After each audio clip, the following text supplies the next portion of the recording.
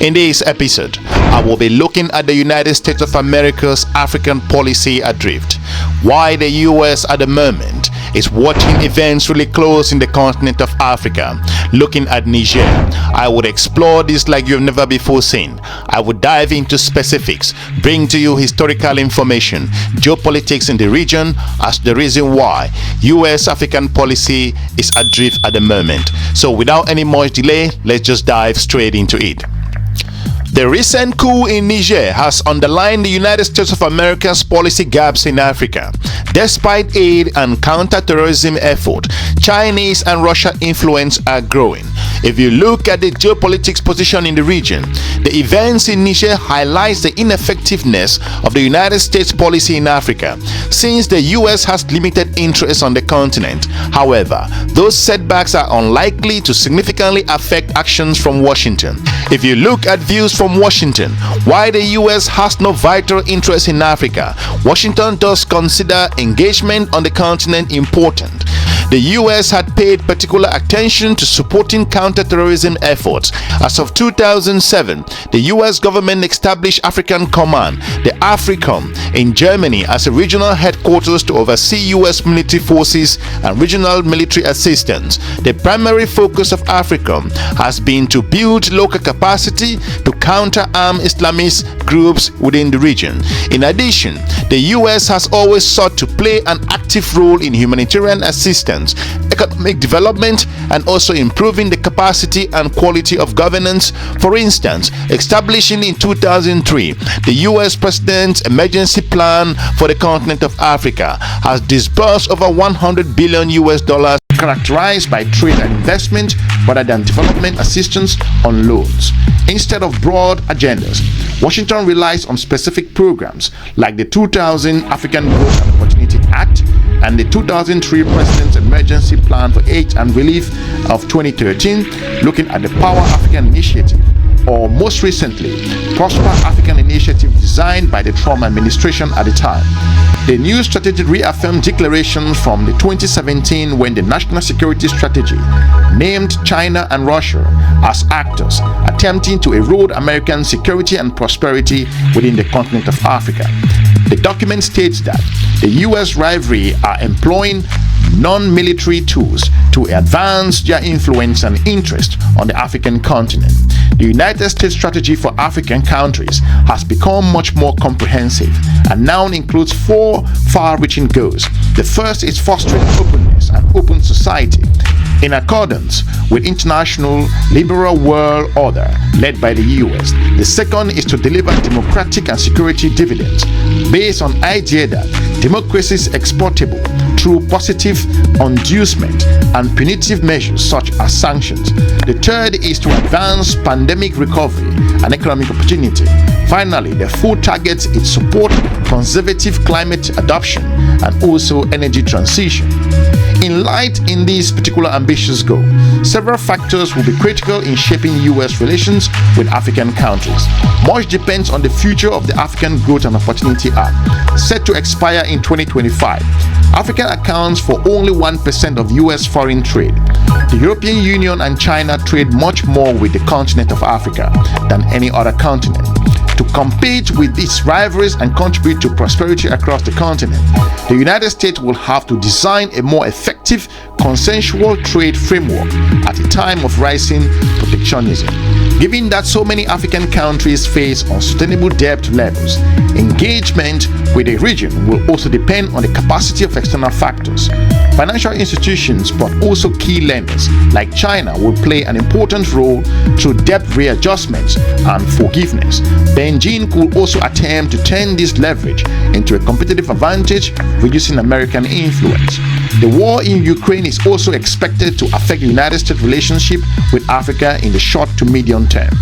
Both Washington and Brussels would like African countries to unequivocally condemn Russia's invasion of Ukraine, but the recent backlash against Western presence on the continent suggests that such an alignment will be difficult to secure.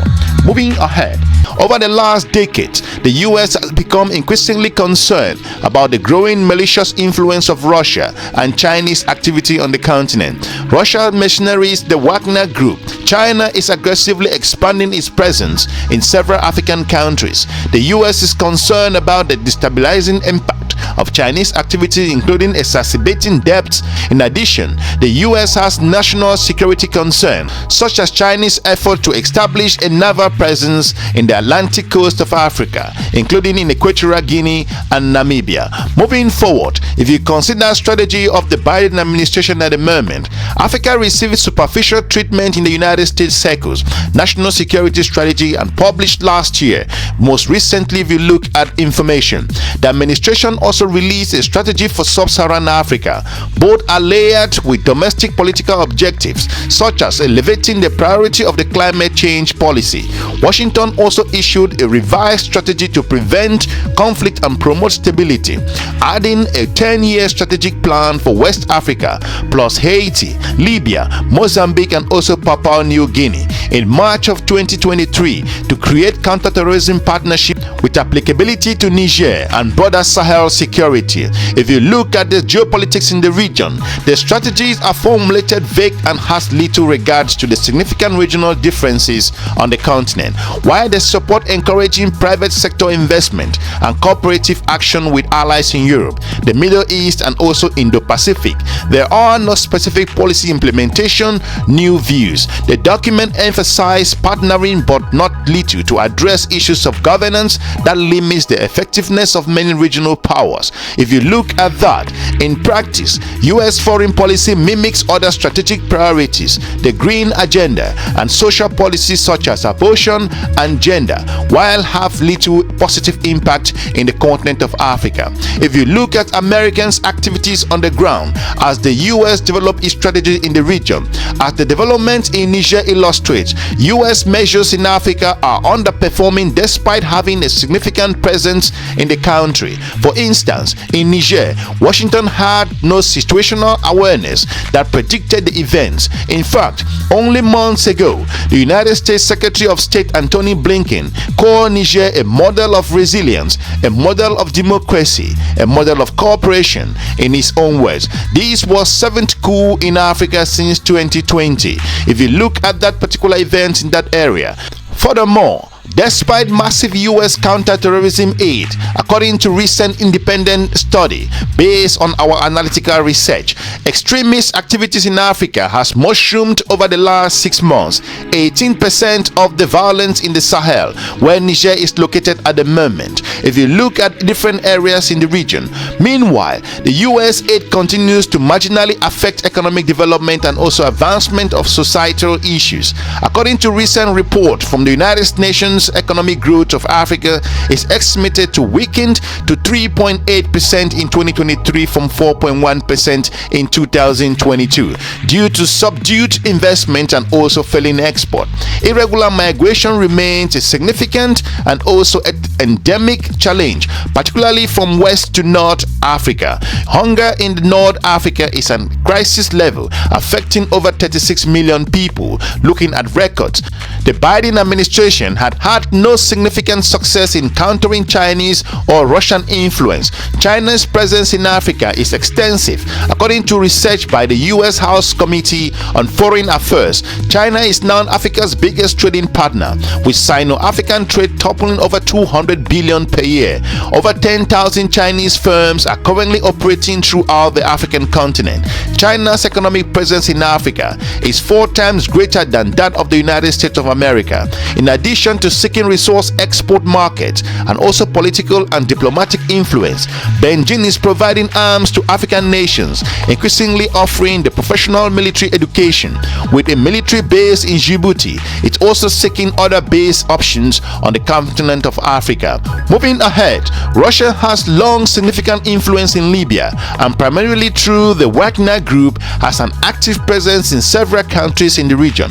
Recently, Moscow had tried to leverage this influence with several countries, including South Africa, to marshal support for its war against Ukraine. If you look at the humanitarian development complex with regards to the continent of Africa, looking at the United States focus, U.S. assistance to Africa is significant so far. In 2022, for example, U.S. aid disbursed over $6 billion in assistance. Most U.S. assistance and programs are funneled through contracts with international non-governmental organizations, NGOs. Many, as matter of principle, refrain from coordinating their activities with national interests, maintain that neutrality is an essential operation practice, and also that to insist on working autonomously from indigenous and foreign governments. In addition, the NGOs prioritize their mission and gender in their work. There has been scant, if any, efforts to reform assistance delivery to deliver better performance and outcome. If you look at global partners with regards to U.S. position with zooming to the continent of Africa, the United States of America does have like-minded friends and allies who shared an interest in countering destabilizing influence in Africa. In 2022, Washington hosted the U.S. African Leadership Summit. In 2023, participated in the U.S. African Business Leadership Summit in Botswana. Yet, the real U.S. strength in Africa is with the key strategic relevance, bilateral relations such as Egypt, Morocco, Kenya, Ghana, and also Nigeria. Several U.S. allies in the Middle East have a strong presence in influence in the region, including Israel, Turkey, and also the United Arab Emirates. If you look at Europe, the European Union and some European nations place particular emphasis on African regional policies. France has suffered significant reverse in its influence, particularly in Mali and Niger. Indo-Pacific partners and allies also have a significant footprint and influence in Africa, particularly India and Japan, looking at also India's presence in the region. India, for example, recently sought to booster its role in Africa, proposing that the African Union be admitted as a member of G20. Both India and Japan are focused on countering Chinese influence on the continent of Africa. The US, however, has no effective integrated mechanism to coordinate its action with other powers seeking to stable and also prosperous Africa at the moment. If you look at other areas, the recent events in Niger are unlikely to serve as a wake-up call for the Biden administration team. The administration's hope is that the junta collapse and Niger moves out of news cycle. Further, while the US will likely to work more closely with friendly country members of the international community often have conflict interests. France and Italy, for example, have contradictory approaches to dealing with illegal migration from Africa. The administration is content to continue with the African strategy that largely reflects its domestic political agenda, a cause pleasing to its political support. In the long term, the policy is likely unsustainable given the challenges posed, particularly by China and the dramatic demographic growth predicted in Africa in the years ahead. A future administration, regardless of which party trumps in the 2024 national elections, will have to adopt a more collaborative effort with friends and allies, since separately none have significant weight and influence to significantly impact future development in the region in the continent of Africa. US policy will likely shift from counter-terrorism and also climate change to economic and diplomatic engagement. In any scenario, health policy will be an important component of US policy, though emphasis will likely differ from the Republicans and also Democrats if you consider those particular events in the region.